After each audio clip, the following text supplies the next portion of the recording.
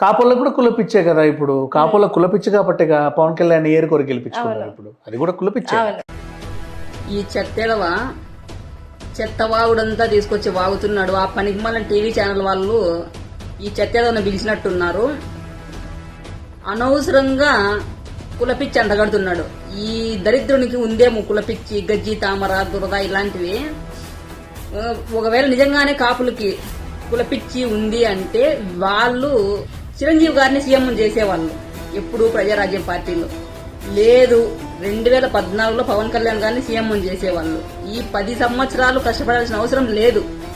ముందు అది గుర్తు పెట్టుకో. చెత్తెదవ, బోకెదవ, ఇంతకంటే తిట్లు తింటే సచ్చి ఊరుకుంటావు.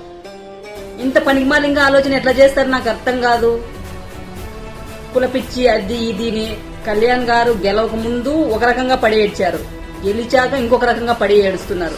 అయినా నిన్ను పిలుస్తున్న చెత్తెదవులు ఉన్నారు చూసావా, ముందు వాళ్ళని అనాలి. పిలిచారు కదా అని చెప్పేసి నోరుంది కదా అని చెత్తవాగుడు వాగద్దు. దరిద్ర బోకెదవా అని చండాలంగా.